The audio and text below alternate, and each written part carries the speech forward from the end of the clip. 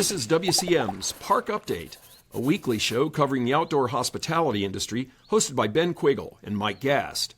During each episode, you'll hear from special guests and campground experts on topics that will help your park flourish. WCM's Park Update is a production of Woodall's Campground Magazine. Hi, I'm Ben Quiggle, editor of Woodall's Campground Magazine, and this is another episode of WCM's Park Update. And of course, my esteemed colleague is here, Mike Gast, the president of the Emiola Group. And our sponsor for today's show is Midwest Electric Products. Our guest for today's show is Garrett Weber-Gale, who co-owns and operates the Gather Campground in Belton, Texas. And Garrett, I think you have one of the most unique histories of anybody we've had on the show. You're a two-time Olympic gold medalist in swimming, and you pivoted from that and somehow got into the outdoor industry, I guess. So just explain a little bit about, the Olympic portion and how you got to where you're at today, I guess. Yeah, absolutely. Well, thank you for having me on. The Olympics was an incredible experience. It was a huge part of my life until I was almost 30 years old. When I stopped competing competitively, I went back to business school and then was involved in starting and operating multiple different businesses, one of which I was the COO of Campground Booking that Heath Paget and Paul Ryan started, was a partner there, helped build that business. We sold that to Camping World in 2021. Built that within Camping World for 2 years and just learned so much about the space, the industry, but grew up loving being outdoors. And we grew up camping, not RVing, but we grew up sailing and going to different marinas. And so I got the kind of experience of, going from place to place and really learned in the software space, running the business, managing reservations for campgrounds and properties, that I loved providing individual experiences for people and didn't really love selling to businesses. And so I wanted to take the learnings from Campground Booking and Camping World and apply those to actually providing people excellent experiences in the outdoors. Yeah. Now, when I think of an Olympic gold medal, you swam with Michael Phelps, who's pretty popular, and you won some gold medals with him. I guess I would have assumed that you would go into coaching or something, like swim coaching, or but you decided to go a different route. Yeah, a lot of people do go into coaching. I've been interested in business, involved in business my whole life. My dad's an entrepreneur. I started my first business when I was 12. I've had multiple different businesses that I run, operate 2 different businesses right now. One is Gather Campground, and just love creating things. And entrepreneurship gives us a really beautiful platform to be creative and use those creative ways in our brain to provide value to other people. And so it's just a really fun way to be. And I tried coaching for a small stint and didn't really want that to be my life path. Yeah. I mean, it's amazing. I think Mike and I have spoken to quite a few owners on the show, just the backgrounds they have, the stuff they bring with them into campground ownership, and the ways in which that kind of helps them develop their park too. I guess, how has, your previous career kind of helped you with Gather Campground, I guess? In so many ways, one of which was I did a bunch of apprenticeships around the world in really famous restaurants, which is articulated in the Woodall's article that y'all publish about me. I learned a lot about what it means to provide a really excellent guest experience where you can really transform how someone feels through their stay, through their experience. And so that was that rang through in all the different ways that we designed and developed Gather, from the actual spaces to the amenities on site, the way they greet people, how we interact with people on site, the emails you get, just trying to over deliver for our guests in a way that I don't really think is done too often in this space. So Garrett, why was Belton picked for your first location? Yeah, it's a good question. So we sit right on the access road of 35. There are 250,000 cars that go by us a day. We're also right across the highway from a huge expo center, a county expo center that has over 400 events per year, rodeos, horse shows, 3,000 dog shows. Like in October, there'll be 3,000 dogs that come in to qualify for the Westminster Dog Show. Huge musicians. And so that provides a ton of short-term overnight traffic.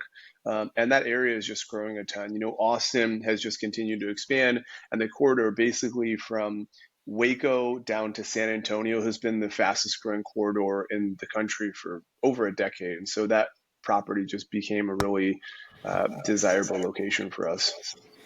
And this was a build up from the ground up for you? Absolutely, yeah. So land was purchased in 2017.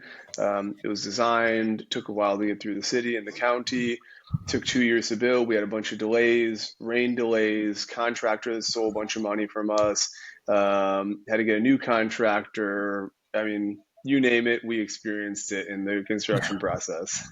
Oh, and there was that pandemic thing in the middle too. Yeah, exactly. So that kind of put us back. That was a minor little glitch. We'll pull up here once. We'll pull up your website here so people can kind of get a picture of what the park looks like to some degree. So, I mean, there's your main building with this huge pool. Of course, you're a swimmer, so you probably have a pretty nice pool. Yeah, it was really important for us to create a really nice pool, and that has been used a ton. All concrete pads, beautiful amenity areas. We have a clubhouse with lounge, laundry facilities, gym. Yeah. We just wanted to provide an incredible experience where people could feel relaxed and safe. Yeah. And if you don't feel safe, like it's really hard to even relax and truly enjoy a great experience. And so we keep our buildings immaculate. Our grass is kept immaculate. Landscaping. We have a great team on site who does all that. And also, it's pretty unusual for a campground to have such accommodating indoor spaces. Most places don't have huge lounge where you can come in and sit on couches and do work. That's something that our guests actually really love, particularly in the summer when they're trying to get out of the heat and they want to get out of their trailer and do something else. They're either in the pool or they're in the lounge playing games. We've got ping pong and shuffleboard. We've got a huge playground, just tons of different things for guests to do on site. So Garrett, we've got a lot of folks that get out of the storage business or expand their storage business and become campground owners. But I don't know if I've ever seen a campground that had a storage facility ingrained inside of it. Tell us how that came about. Yeah, so we just wanted to see if that would be something that would be valuable to our guests, just thinking about what can we do to provide more value. We've had guests who came from Colorado, they stopped with us in Texas, they were going to Florida, didn't want to bring all the stuff with them, so they left some of their stuff in one of our storage units and then picked it up on their way back from Florida, back up to Colorado. So we have 17 storage units on site. They're not huge, they're anywhere from 4x5 to 4x10. People put bikes, kayaks, extra clothes, different things in them, which just is a nice way to get stuff out of your RV. We also have some restrictions on what you can keep outside of your RV to keep this place really nice. And so people use storage units for all sorts of reasons. One person is actually even renting a storage unit to co-work out of. So, never expected that. So obviously you mentioned the Westminster Dog Show. You got people coming for this huge dog show to get into Westminster. I guess so. You must be pretty pet friendly then. What does that look like at your park? Do you have like the paw pen sites at the RV site, or do you have dog parks, or what is? Yeah, or we both? have 2 dog parks. We have a bunch of dog stations around the property with bags and trash receptacles. Dogs must remain on a leash at all times. Pick up after your pet. We do not allow dog fences at individual sites. We've had a lot of requests for that. Main reason we don't allow that is, one, they're not secure. And so we have a lot of kids that come on site. Kids can go up to those. A kid could get bit. A dog can get out of it. So we just don't require those dog fences. Some people really like it, and most people, when we describe the reason why, because we're trying to keep all guests safe and the dogs safe, they understand. They just take the dogs to one of our dog parks. And so Garrett, I would assume, Garrett, that since you have a background in reservations, that the system you've got there is pretty sophisticated as far as rate management goes. I would say there's a spectrum. I think we're pretty sophisticated for this industry. I think hotels are even more sophisticated for a lot of other things. But yeah, I think we're pretty sophisticated. We take into account different days of the week, different site types. We surge in demand based on occupancy. What's going on that weekend changes the rates. I mean, we're in business to provide an incredible experience for our team, first and foremost, our guests. Secondly, you can't provide a great experience without an amazing team. And then our partners, investors, thirdly. So yeah, I guess talking about in investors. So how did you guys gather the funding for this? You're a co-owner, so you must have a partner, correct? Yeah, we are incredibly fortunate. One of our main partners came from the hotel space, developed the JW Marriott down in Houston, owned a bunch of hotels across Texas, was one of the few people who was able to operate and own the highest end Marriott properties. So we've learned a lot from him on just different ways you can go above and beyond for guests and truly operate a business that is above and beyond the competition, how they're thinking about operating their business. So it's expensive to pull this off. When we underwrote this deal, interest rates were 4%. We got up to over 10% on the construction loan. You can imagine that a lot of people couldn't sustain that and would be selling their property. We were fortunate to have partners that could withstand that and help us get through it. And now we're trying to refinance the debt and expand beyond this location in Belton. Yeah, I guess at this park in Belton, I guess, is there room to expand this park? Is that, a plan for the future?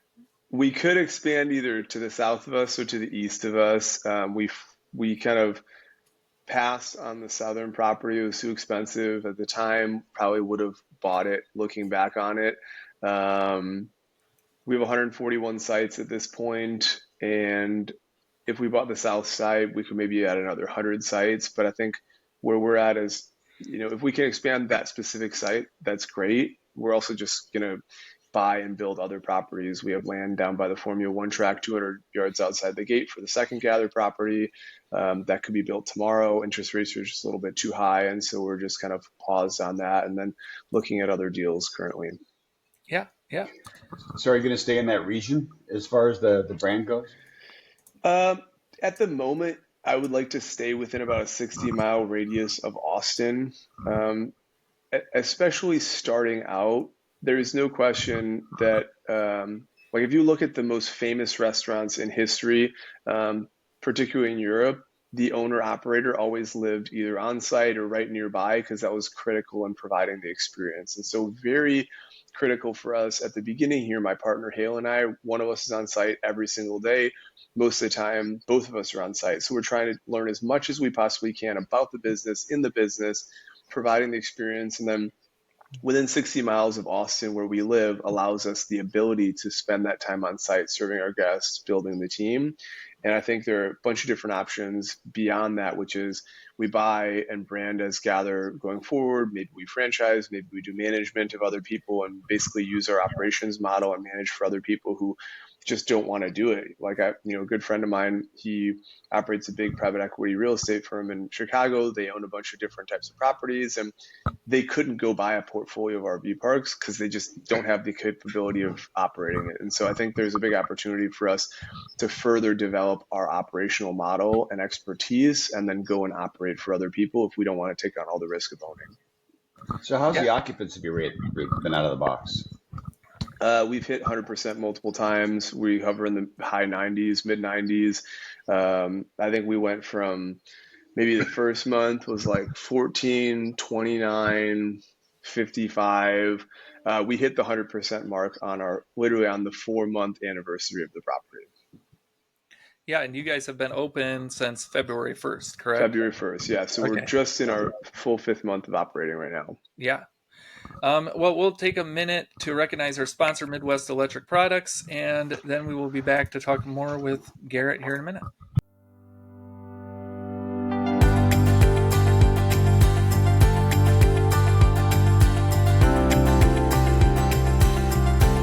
Hi, welcome back to WCM's Park Update, and our guest today is Garrett Weber-Gale, who co-owns the Gather Campground in Belton, Texas.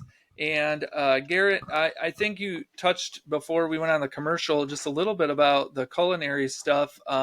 You had a pretty incredible culinary history too after the Olympics. You went to some pretty famous Michelin-starred restaurants around the world. Mm-hmm. I guess, what does that, and you mentioned kind of the experience at the park, I guess. So what do guests get when they get to your park? I guess, is this a real fancy food stuff? Not fancy food stuff. We have food trucks come every Friday.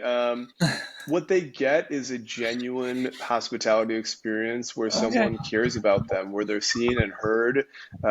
We learn about people from the time they make a reservation until after they leave. We call Yeah. them, we find out where they're coming from, what they're coming in town from, what type of preferences they may have, where we can recommend that they go and eat, things that they can do locally.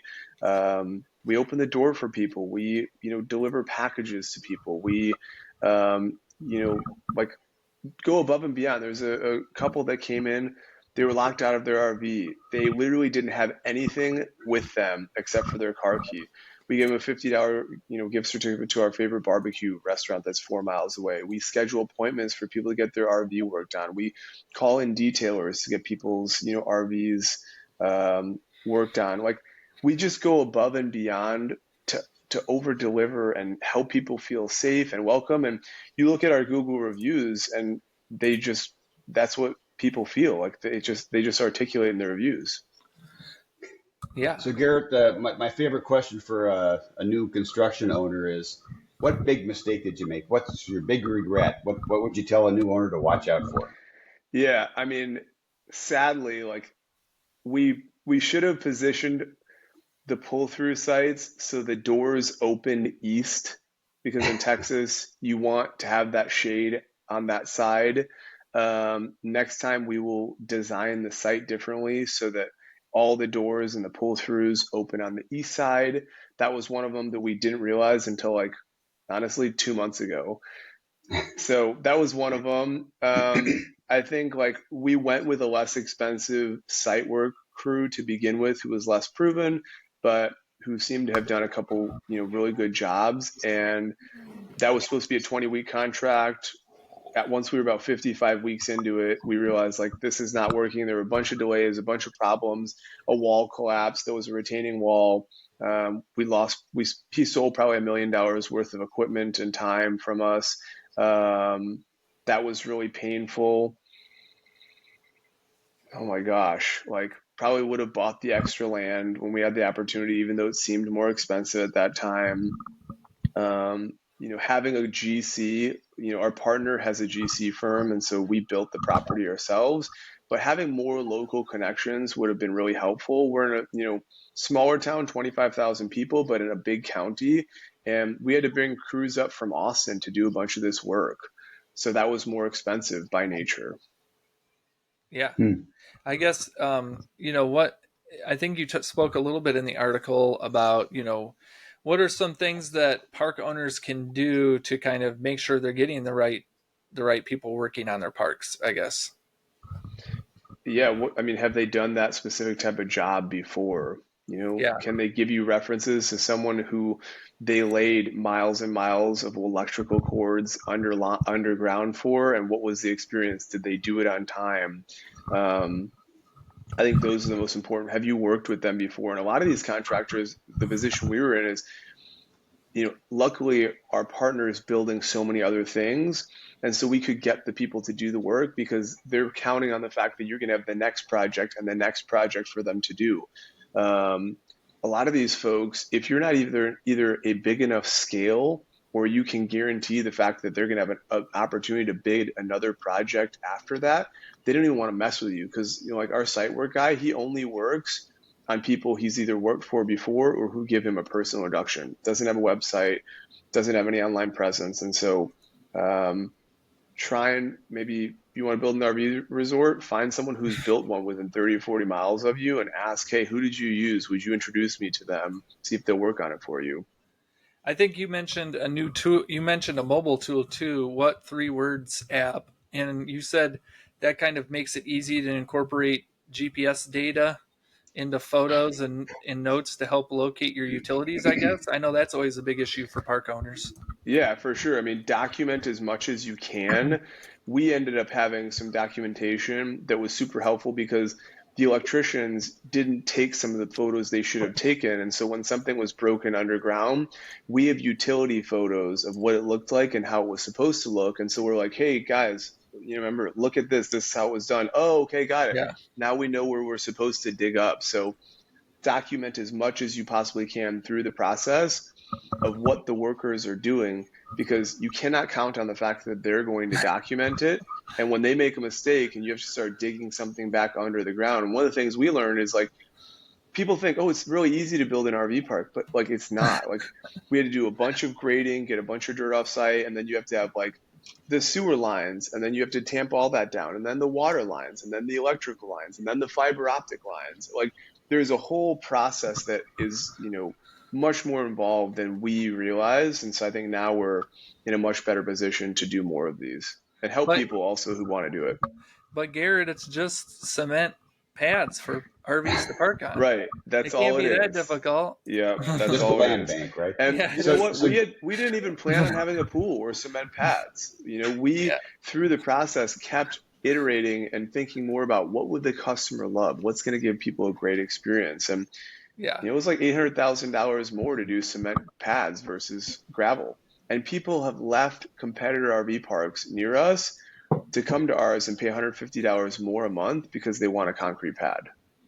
Oh yeah, those so are. Garrett, is the Gather Campground a done deal? Is there something else that you've got left to do on it? I mean, there are little things we're adding. We're adding some additional games. We're adding some things to the playground. I would say the property in its current state is pretty set. We want to get a liquor license so we can sell beer and wine along with different events. There are a bunch of things that we're going to do in terms of event programming coming up to drive more short-term occupancy. We've been really fortunate to have a bunch of locals who've come and spent time RVing and coming to our place. But in terms of the physical property, we do have 4 acres at the front that's on the frontage road that's going to be developed into some type of commercial amenities that are also valuable to our on-site guests, but that's undetermined at this point. So how many employees do you have working there? We have 5. 5, yeah. So I guess you are pretty involved on the day-to-day process of the park, I would assume. At this moment, yes, we are hiring a manager who's starting August 6th. We'll have 2 guest concierge, 2 facilities caretakers, and then we'll have some on-demand team members who can come in and help fill some gaps. We have events, we have big peak periods. Landscaping as an example, it's very expensive to maintain nice landscaping. And so eventually, when we expand and we buy other properties, we'll bring that in-house so we can save money there. But the main team is 5 people, not including my partner and I. Is it just so? It looks like it's just RV sites at the moment. Has there been any thought to like cabins or like glamping structures? Definitely have thought about it. We have spots to add about 9 cabins on site, and we have the utilities right there. We can easily do it. I would say from talking to other owners on site, it's not worth the financial investment in this moment. The cost to put them on, and the rental rates people are getting. Like I just talked to a different owner who has a beautiful site down southwest of us, and they have cabins that are just starving right now. People are not using them in Texas heat. The rental rates are really low, and it adds a whole other level of operational complexity that we're just not interested in this moment. So I think we will add those additional layers, but at this moment, we really want to get the property and the operations that we have now super tight before we add another layer of complexity. So you mentioned, Garrett, that you would even consider franchising down the line. How big can this get? How big can Gather Campgrounds get? I mean, there are 15,000 properties, I think, that are private in the US. That's kind of the number we had when we were at Camping World and Campground Booking. I personally probably wouldn't be that interested in anything that's less than about 75 sites because I don't think you can really afford the staff to service those guests unless it was close to another property or it was in a really densely populated area and the rental rates could afford it. I think in the state of Texas, we could have, 20, 25, 30 of these properties and beyond there. I don't know. I think really the thing for me is I don't want to expand any wider than we can continue to provide the experience to the guests we provide in Belton. And the operational model and the back of house, it will break as we expand and we'll have to improve it. I'm not interested in expanding faster than we can support the guest experience. And frankly, I think the bar in this industry is really low. one of the things I was discouraged by working at campground booking and servicing a bunch of these owners, operators of RV parks is that most of them don't like their customers. They don't like the business that they're in. They're tired, they're beat up, their properties are requiring a lot of CapEx that they don't want to spend money on, and that trickles down to the guest experience. And so I want to reinvent the guest experience for RVers. That is our mentality at Gather, and we'll continue expanding to the point and at the speed at which we think we can really maintain that standard of excellence. Yeah, definitely. Just looking to wrap this up, I guess. Man, I lost my train of thought. I like doing this at the end of the show, though. So, it's going to be bleeped out at the end. So, Well, but I got a question, Garrett. What's it like watching the Olympics or anticipating the Olympics when you've got a world record that's in jeopardy, I guess, every time? Yeah, the world record's in jeopardy every single day. In the Olympics, when they come around, it's even bigger hype. So, that world record we have is 16 years old. It could be broken this summer. I've had a lot of records. I've broken 4 world records, 8 American records. That one world record still stands. I'm excited to watch the Olympics. My kids now, 3 and 7 are at the age where they're like excited about watching it. It'll be a little unusual this time because the Olympics is basically going to be on during the middle of the day, which has not been the case for most of the recent Olympics that have been aired in the evening. But my first Olympic memories were 96, watching it in the middle of the day all day long with my sister. So I love watching it. I think everyone should experience going to an Olympics at some point. It is an absolutely magical event, both as an athlete and as a spectator. And I've been doing Olympics as both. Yeah. I mean, it's amazing.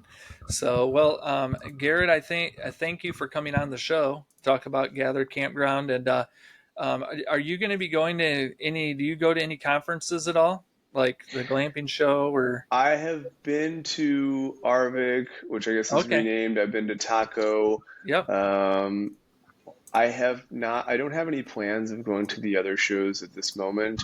I think there's a lot of value in learning from other folks. This is a great industry with a lot of amazing people in it. I really feel fortunate to be in it. I committed this year to doing nothing but maximizing this one property. And so I'm pretty just like narrowly focused with blinders on and really not taking my head up and my attention away from that. So I think probably in 2025, I'll get back to some shows and see what's going on out there. Yeah, definitely. Well, thank you, Garrett, for coming on and enlightening us about your campground. So yeah, thank you for having me. It's a pleasure to be here with y'all. I appreciate what y'all do to promote this industry, help all of us learn more about what's going on and how we can do a better job of serving our guests. Yeah, well, thank you. And thanks everyone for watching, and we will be back again next week. Thank you for listening to WCM's Park Update, a production of Woodall's Campground Magazine. Join us for a new show each Tuesday at 3 p.m. Eastern on Facebook, YouTube, and wherever you listen to podcasts. Follow us on Facebook and LinkedIn for daily news and updates, and subscribe to our news feed on our website at woodallscm.com.